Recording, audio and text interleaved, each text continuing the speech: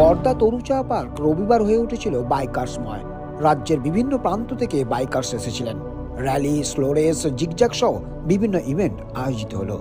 Under 220 CC, under 400 CC বিভিন্ন মডেলের bike নিয়ে কয়েকশো রাইডার সেদিন হাজির হয়েছিলেন বর্দা তরুচা পার্ক এবং বর্দা ফুটবল মাঠে।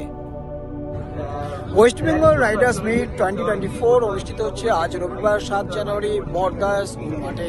আর এখানেই ওয়েস্ট বেঙ্গলের সমস্ত বাইক রাইডার্স যারা দেশের বিভিন্ন প্রান্তে যান ঘুরতে বাইক নিয়ে, সেই সমস্ত বাইকার্সরা কিন্তু আজ এখানে উপস্থিত রয়েছেন। আর সেইভাবেই দিনভর তারা বিভিন্ন অনুষ্ঠানে যোগ দিচ্ছেন, যেমন সোলো ট্র্যাক রয়েছে জিগজ্যাগ। আর এভাবেই দিনভর পিকনিকের মেজাজে রাইডার্সরা আজ মিলিত হচ্ছেন, সেই সঙ্গে বিভিন্ন ট্র্যাকে তারা নাম নথিভুক্ত করছেন। বর্ধা থেকে কল্যাণ অধিকারী, আমতারা নিউজ।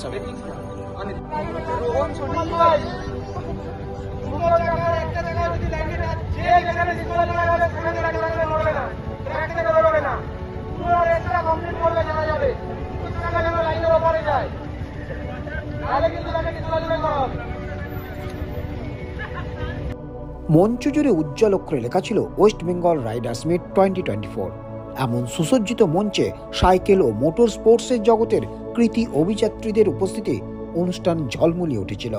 রাজ্যের পাশাপাশি নাগপুর, জামশেদপুর, এমনকি বিদেশ নেপাল থেকেও রাইডার্স এসেছিলেন।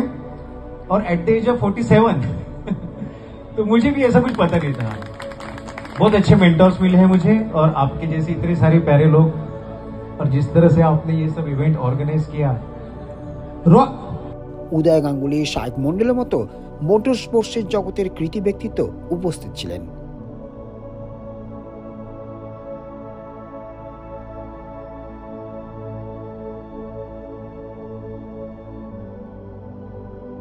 ছিলেন সাইকেল নিয়ে রাজ্য, দেশ তথা বিদেশেও ঘুরে বেড়ানো মানুষজন। 2 বছর ধরে আর কি পুরো পৃথিবীটাকে স্তব্ধ করে দেবে। প্রথমে ভেবেছিলাম যে 15 দিন, 20 দিন, 1 মাস, তারপর আস্তে আস্তে সমস্যা মিটে যাবে, আবার বেরোতে পারবো, কিন্তু সেটা হলো না। এবং সব থেকে বড় কথা হচ্ছে যে ওই সময় সমস্ত ল্যান্ড বর্ডার বন্ধ ছিল, আর যে কটা ফ্লাইট চলছিল আর কি, মানে সবাই তখন ফিরে আসছে, যারা যারা ওখানে আছে, মানে বিভিন্ন দেশ থেকে এসছে তারা সবাই ফিরে আসছে। ফ্লাইটের সংখ্যাও ভীষণ কম এবং প্রচন্ড এক্সপেন্সিভ। আর আমার ফিরে যাওয়ার কোনো ইচ্ছাই ছিল না। আমি ভেবেছিলাম যে আমি অপেক্ষা করি, যখন বর্ডার খুলবে তখন আবার বেরোবো, কিন্তু বর্ডার খোলার কোনো নামই নেয়নি। বর্ডার খোলেও নি আর কি, পুরো 1.5 বছর ধরে কোনো বর্ডার খোলেনি, তারপরে খুলেছে। তো আমি ওখানে 1 বছর 4 দিন ছিলাম কলম্বিয়াতে আটকে। আর 7.5 মাস আমি যে একটি গ্রামে ছিলাম, সেন্ট আগুস্তিন বলে, যেই গ্রামটা ওয়ার্ল্ড ইউনেস্কো হেরিটেজের মধ্যেও পড়ে, সেই একটা পাহাড়ি গ্রাম, সেখানে একটা পরিবারের সাথে আমি ছিলাম 7.5 মাস। ওরা আমাকে মানে রেখেছিল ওদের ফার্ম হাউসে। আমি ওদের সাথে চাষবাসও করেছি। ওরা যেরকম প্রত্যেক দিন মানে ওদের যা জীবন জীবিকা ছিল, আমারও তাই ছিল। ওরা যা খেত আমিও তাই খেতাম। এরকম একটা মঞ্চে দাঁড়িয়ে কথা বলতে পারা অনেকটা ভালো লাগার জায়গা, ভালোবাসার জায়গা। এবং যে মানুষগুলো ডাকেন, সেই ভাই একটু আগে বলছিলেন যে আপন করে নেব, সত্যি আপন মানুষ বলেই কিন্তু অনেক দূর থেকে আমরা আসি। আর আমাদের এই মোটরসাইকেল গ্রুপের মাঝখানে একটাই খালি সাইকেল আর মোটরসাইকেল। মোটরটা আমাদের নেই, আমরা সাইকেল চালাই, এটা ফারাক, কিন্তু 2 চাকারই দুনিয়া আমাদের সবারই। তাই কোথাও একটা আমরা একে অন্যকে জুড়ে আছি, ঘিরে থাকি আমরা সব সময়। সবাইকে হ্যাপি নিউ ইয়ার। সবার 2024 খুব ভালো কাটুক আগামী দিন। এবং যেহেতু মোটরসাইকেল আমরাও খুব সাবধানে চালাই, বলবো ভীষণ সাবধানে চালাবেন।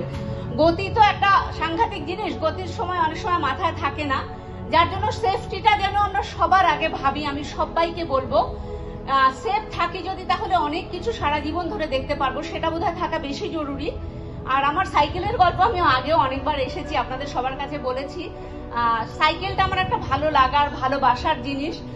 এই যে প্যাডেল করি, ওই প্রত্যেকটা প্যাডেলে আমার একটা ভালোবাসা থাকে। আমি আমার সাইকেলের সাথে গল্পও করি, কারণ বহু সময় হয় আমি একাই চলতে থাকি, আমার সাইকেল কিন্তু আমার সঙ্গী, আমি কথা বলি, গল্প করি, আমার কখনো বোর লাগে না। বহু মানুষ আমাকে জিজ্ঞাসা করেন, আচ্ছা একা যাও, বোর লাগে না?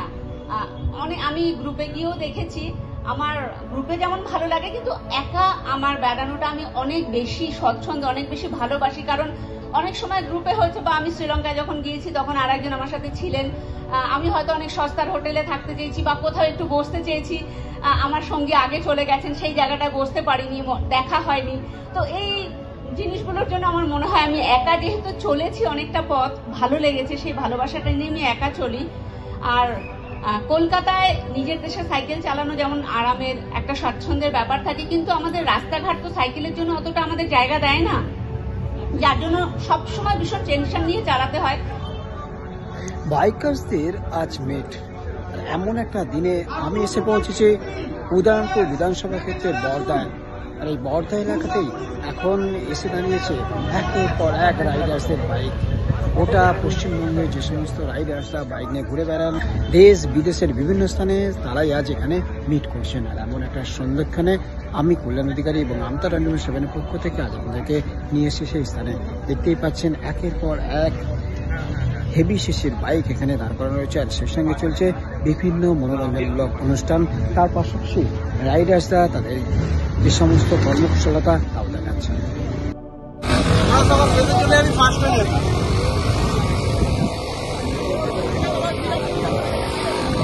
আমরা नेपाल থেকে আমাদের মাঝখানে দেখি राजेंद्र गिरी ने हार्दिक स्वागत करते हैं इस मंच पर।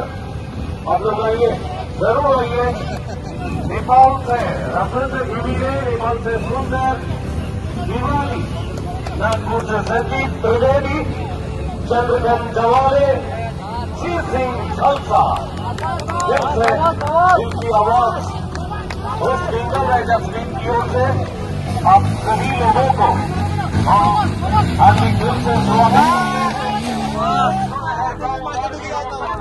এবার অনুষ্ঠিত হবে আপ টু 400cc পর্যন্ত বাইকের স্লো রেস। এভাবেই সকাল থেকে বিভিন্ন অনুষ্ঠান অনুষ্ঠিত হচ্ছে আজ 7 জানুয়ারি 2024 বর্দাতে। তো আপনাদের দেখানোর চেষ্টা করবো এই মুহূর্তে আপ টু 400cc পর্যন্ত স্লো রেস।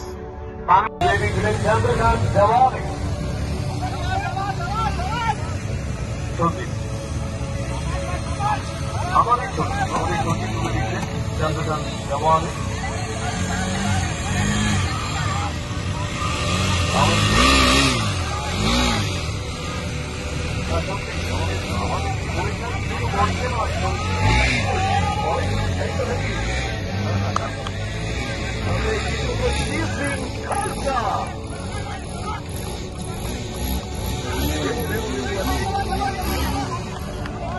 আমাদের ভালোবাসা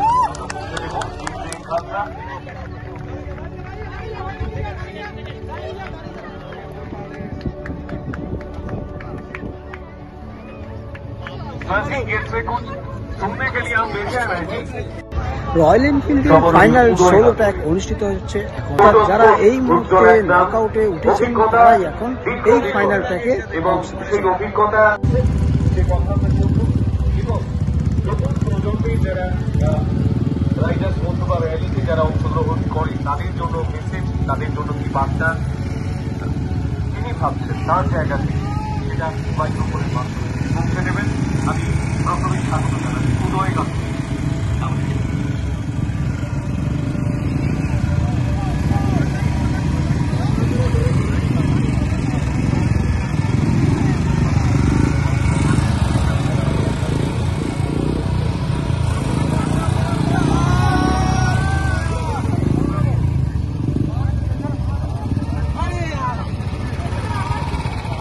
এর পাশাপাশি ছিল অ্যাডভেঞ্চার রাইড, দামোদর নদে বোটিং করলেন রাইডার্সরা।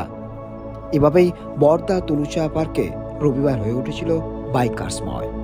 কল্যাণ অধিকারী, আমতা 24/7।